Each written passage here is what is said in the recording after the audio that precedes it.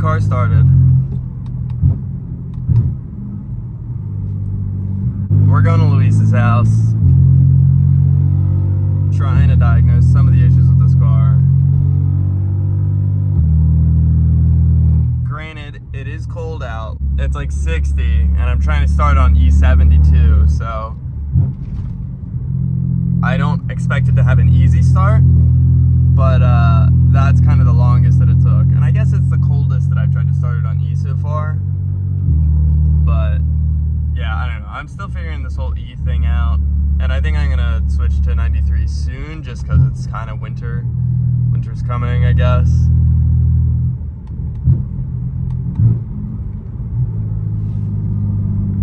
So yeah, we're on the way to Luis's house. We're gonna do like a full DCT service.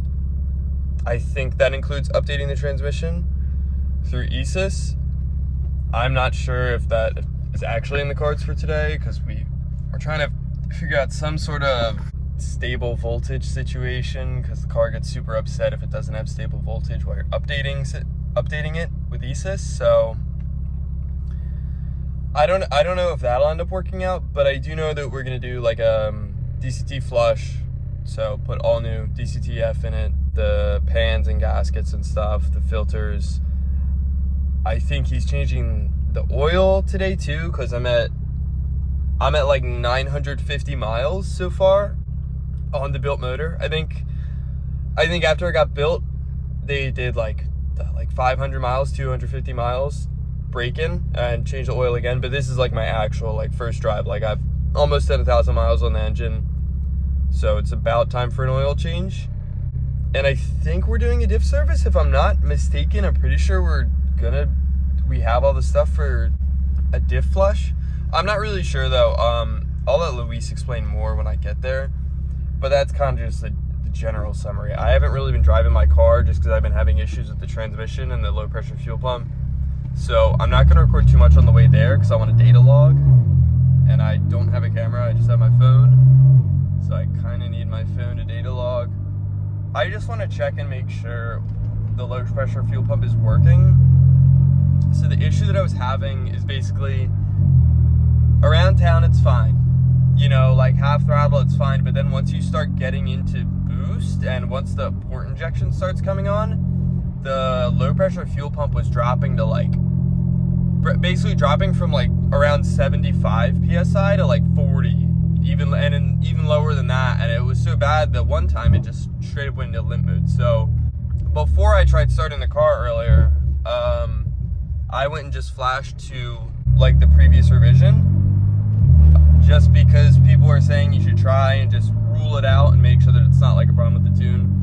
I have done, you know, full throttle pulls on the latest revision and it was fine. I had no issues, but then, you know, all of a sudden one day I started having issues. So I'm gonna just try on this revision. I just want to have the gauges up and see if when I try and do like a pull, does it drop low pressure fuel pump again?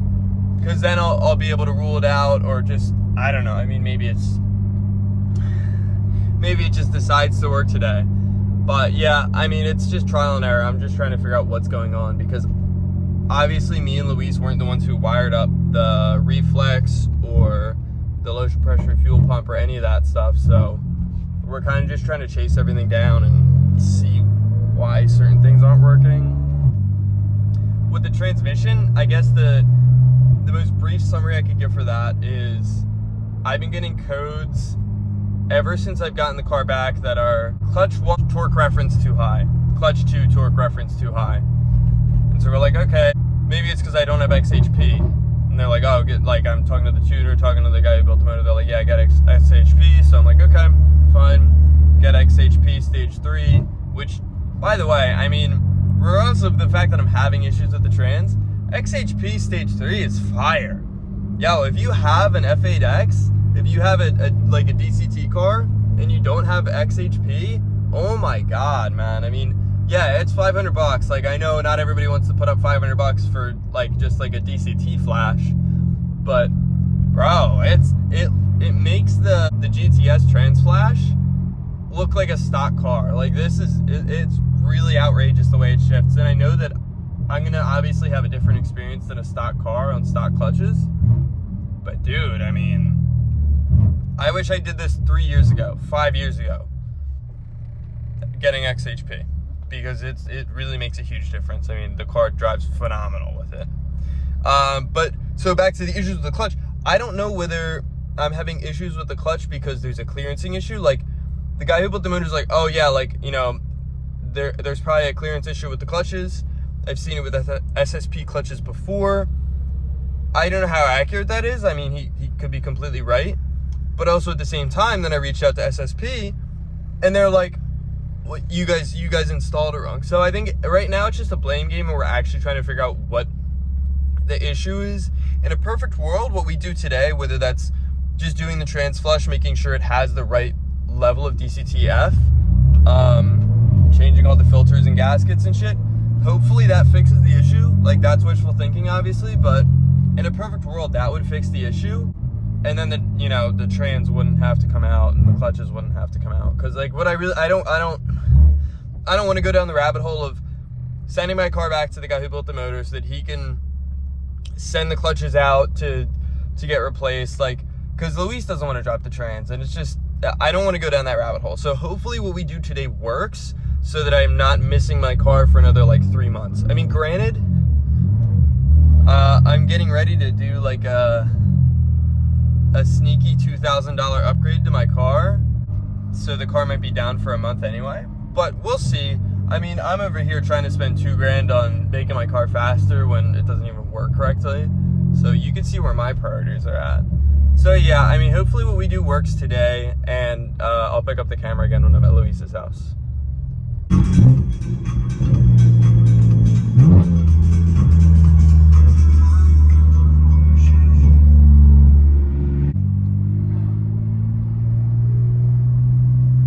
So I was doing a couple pulls on the highway, and there's traffic, so like I can't just do whatever. When I had traction on, when I was just doing some like light pulls, I was getting into the PI, like the port injection, but I had traction on, so it wasn't like I wasn't getting like the full load. It was only dropping to like 65 PSI is I think the lowest I saw. And then I kind of got like some open space, so I went full traction off and did a pull from like 80 to 140, and then it dropped to like 54. So I'm gonna talk to Luis and see what's like an acceptable level for it to drop to, because I really don't know. I would think 10 PSI isn't a huge deal. So like 75, 76 PSI to like 65, like I wasn't too alarmed by that. I'm like, okay, like it seems to be good. But just to make sure, you know, I wanted to do it with traction off, so I'm getting the full load, I guess you could say. And I could tell I was getting into port injection with traction on, because if you've ever driven a car with port injection, you kind of, it's like nothing, and then everything all at once. It kind of drives like a light switch. Oh, fucking God, this fucking road. The road by Luis's house is closed, so I have to fucking take a detour. But yeah, like I kind of, it's very noticeable and it's very abrupt when the PI actually comes on.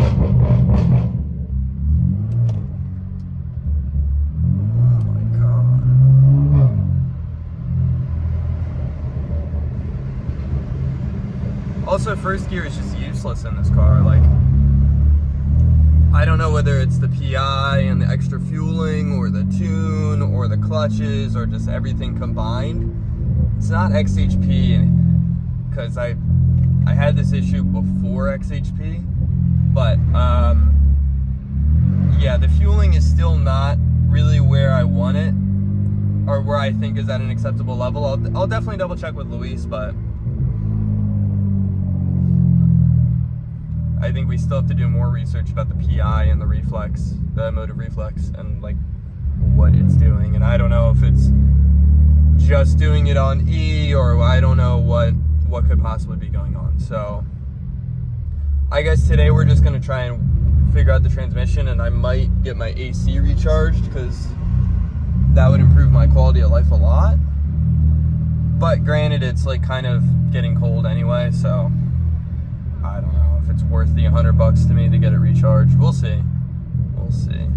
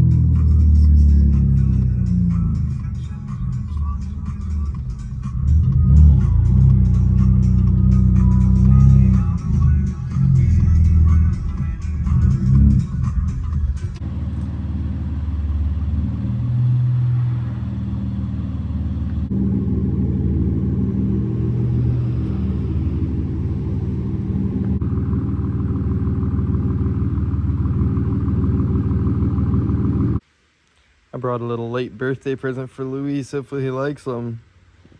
I wore them a little bit, but they're kind of too small for me, so I'm giving them to him. So hopefully he's about it. I think they're pretty cool. My cousin Dylan was really grilling me about the laces. He hates the laces, but I don't know. Maybe Luis will like them. Let me see. I'm wearing one of Luis's birthday presents to me.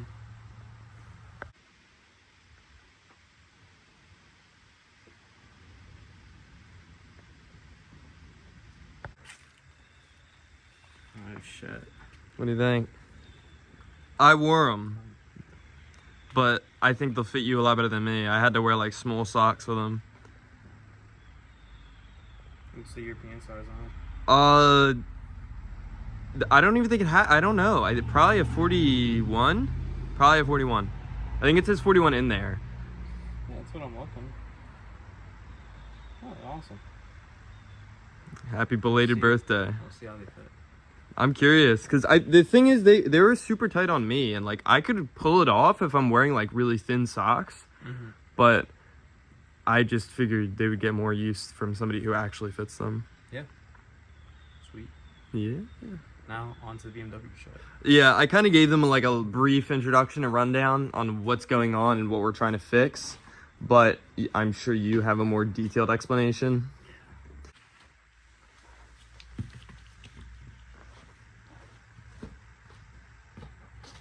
10W40.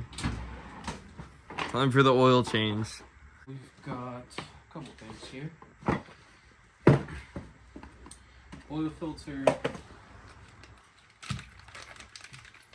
Got a new drain plug. This one has a magnesium oil pan, so it's got the aluminum drain plug that you got to replace every single time.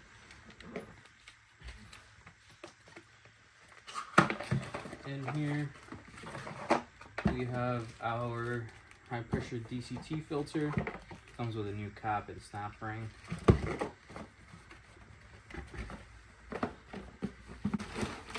Have a new filter for inside the trans pan. No gasket because it was just replaced not too long ago, less than 1,000 miles ago. We're just trying to clear up a dual clutch fault that we have. Not sure if it was incorrectly filled, not enough fluid. We don't know. We might even potentially try to update the transmission software. So we'll get there, but first things first is we're gonna flush the fluid again. Did have SSP clutches put in, and that's why we're trying to figure out what's going on. It's the clutches, trans, mechatronics, low on oil, firmware, we don't know. I'm gonna start with this though, is the easiest point to start first. since there could have been room for air along with the install of the clutches, but obviously that's not easy as just filling it up. So we're gonna drain it, fill it, replace the filters, do an oil change, and also SAF XJ 75 140, the original BMW stuff. It's just for the differential. You only need 1 liter of it, so it should be enough. I have some extra of it in case I need to put it in a little bit more, or I can't reach everything at the bottom. We don't need to do the gaskets or anything on that, do we? For the differential, we have 2 brand new plugs. So these plugs have a little built-in gasket on them. Oh, okay. Yeah, because so, I don't know that we've ever done a diff service. I don't know if I'm not sure. We might Billy have. did one. I'm not sure. He would have, but I think we might have done one a while ago. It doesn't hurt to do one. I personally don't remember doing one. You should be doing them maybe like 30,000, 40,000 miles. I mean, the car is like 100K. I don't know if it showed in the video when I was driving it over here, but I crossed that milestone. So we may as well just do it. And I don't think that's the root. It's a must, though. Yeah, well, it's not giving you any problems right now. Though. Yeah, and I don't think it's the root of the issue with the transmission faults, but it's just like while we're in here doing all this shit, we may as well. That's kind of the mentality of it. So, in a perfect world, we do all this and then no more transmission faults, and then we just have to worry about whatever's going on with the motive reflex or the low pressure fuel pump dropping pressure. Also another problem we have on this car. So I don't even know if we have time to like delve into that today, but I figured just doing the trans flush and I need an oil change anyway is just a good starting point. And if I'm lucky, that'll fix all the issues with the trans, and then I just have to worry about the fueling. I get here and Luis goes, "Yo, you want a Mexican water?" I was like, what the fuck is that? A beer. Yeah, no. You can see I haven't been here in a while. So yeah, we're up on the quick jacks right now. So we're gonna try and bang all this stuff out before Luis has to go to work, and then I might end up going to our buddy Peter's shop so that he can recharge my AC. Granted, it's cold enough that I can just wear a hoodie, and I'm not too hot or anything, but it would be nice to have. And I know I'll need it. I know I'll regret it if I don't do it by the time like spring rolls around. I know I'll regret it, so I might just want to get it taken care of today. We'll see. Does it look alright? Yeah, looks fine. It still looks green. It still does. I wonder if there's any metal in it. You can check the filter. I wouldn't be too concerned, even if there is. There kind of should be. Yeah, I mean, how many miles do you know if he did like? I have no idea, bro. I would assume he did like a break-in oil change. He's changed the oil like 3 times, bro. Okay. Well, I wonder if there's fucking metal in my transmission. That's what I'm more concerned about. Oh, there wouldn't be metal. It'd probably be like organic material. Okay. But I'll have to cut it up and see. I don't really see anything though. Just checking randomly. Probably hard to tell on video. Yeah. We'll check in a bit after we're done. Yeah, I mean, the motor's not even what I'm concerned about. Like, it's more or less just like the fueling and the transmission at this point. The motor, I think, is fine. Yeah, it should. Status update. Alright, so we got the transmission pan off, the filter's off. It's all drained. All the oil is brand new. It's nice and clear still. But we could have probably just added oil, but fuck it. We do shit the right way here. So everything's off. Just gonna reinstall our new filters. I'm not sure if you can see anything here, but here's a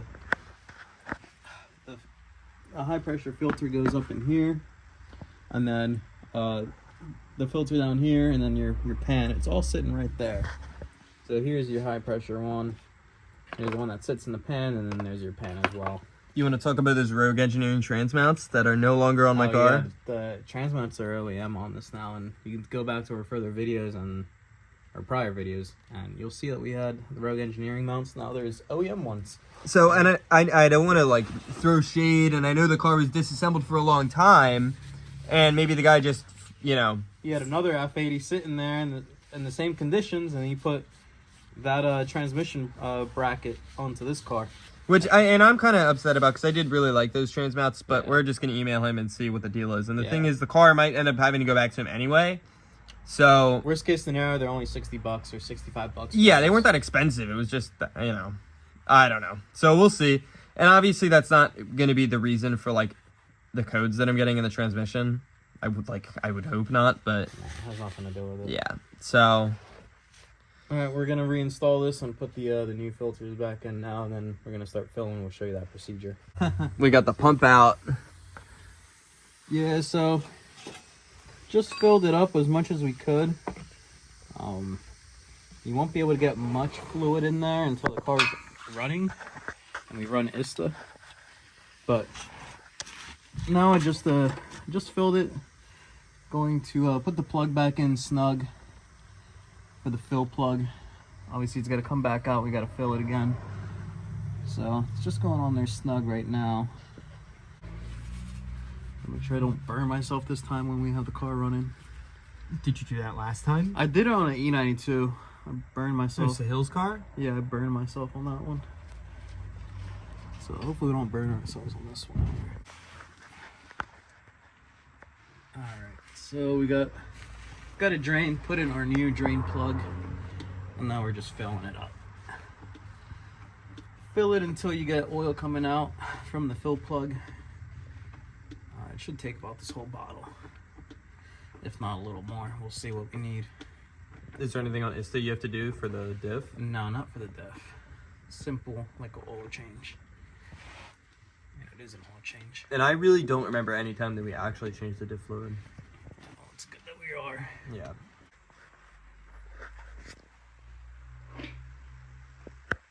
All right, so part of filling the trans, you have to be in the car, or the car just has to be on. So right now I'm in accessory mode. I turned off the screen, the music's muted, lights are off, and I have my seatbelt on just so the car doesn't fall asleep. We're connected on eNet, and I think I can't really see what it says on there, but I think we're just scanning right now. Yeah, it's just doing the whole vehicle readout. It's gonna take a while. It always takes a while to connect. Engine tuning detected by automated test. Airflow mass sensor. I've had those codes for years, the mass airflow sensor. I'm just looking. Currently don't see the trans codes. Would it be in a different section, like the top? And I can't really see the computer screen, yeah, but.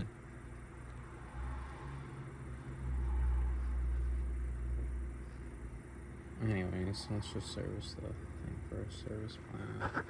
Okay, so the oil balancing service function is displayed here on ISTA. Kind of gives you, you know, if you did any of these, you have to do this. Here we did one service. Let's see. Those are really if you're replacing anything that, you know, had fluid coming out. So we're gonna go ahead and follow through this. You kind of just hit continue and comply with anything that it says. So if it says if you have to have the engine running, or it tell you not to hit next until you have to wait for this right here, 32 degrees Celsius. It'll show you the transmission temperature, and you'll hit next once you are at that temperature. For now, we filled the transmission with as much fluid as it could take. While cold, it was about 4 liters.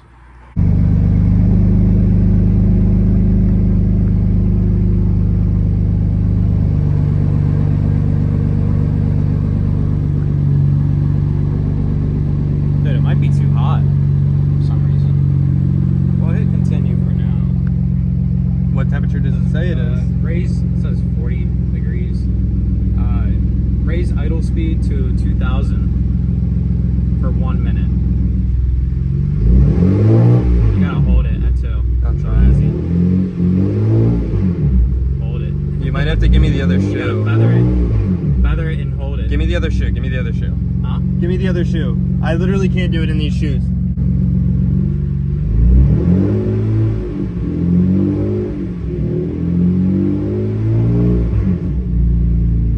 Wants to climb. This is really hard.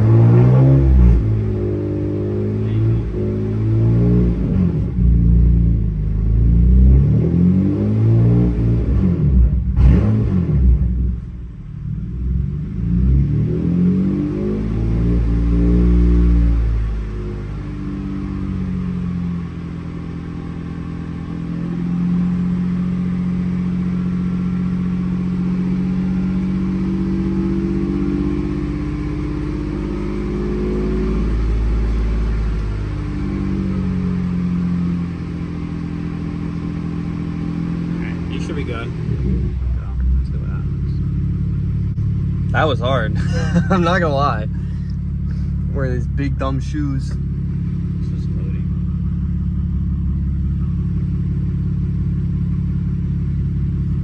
Yeah, I think it's too fucking hot, bro. So It's hot. Kill it.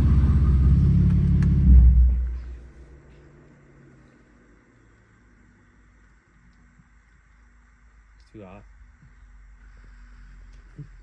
So what are we supposed to do now? You gotta wait until it cools, bro. Do we have time? Probably not. So is this just gonna end up being you driving me back home on your way to work? I'm gonna fill it this much and then let it cool down. But yeah, it's too hot. It's way too hot. Good, and I emptied it, you know, a while ago. Yeah.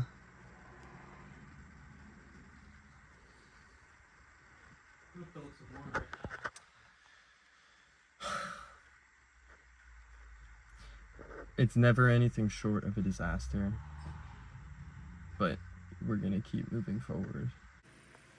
All right, so Alright, so we had to abort the whole thing. The transmission's like almost close to 50 degrees Celsius. It's been here for a couple hours now and no luck. You gotta let it sit overnight in order to kind of get the values down. Before you start it, it's gotta be below 32 degrees Celsius before you start. So that's only a little bit over our ambient temp. It's not much, especially once you turn the car on and move it. Like, it starts climbing in temperature rather quickly. So just gonna have to abort this until we let the car sit enough to have our temperature below 32 degrees Celsius to start.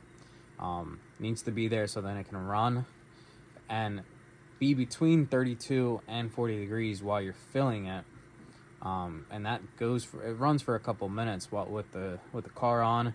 It'll run it through certain modes in the trans, move the gears all on its own. You don't have to do anything, and then you fill it to full level after the fact once it tells you to. But it specifically says in the instructions to that you shouldn't be filling it and putting the fill plug back in after it's exceeded 40 degrees. It should only be done between 32 and 40 degrees Celsius. So we're at like 47 degrees right now, and we'd like it to be around 32 because once you start it and that fluid starts moving, everything starts warming up. By the time you're done filling, you're going to be close to that 40 degrees Celsius. So We're just I gonna have guess to wait.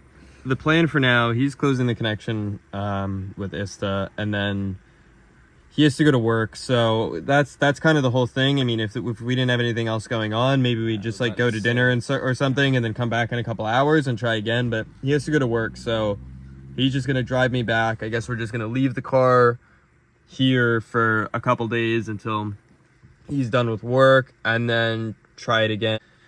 We're kind of at a standstill just because I figure we've already come this far of starting to fill it up.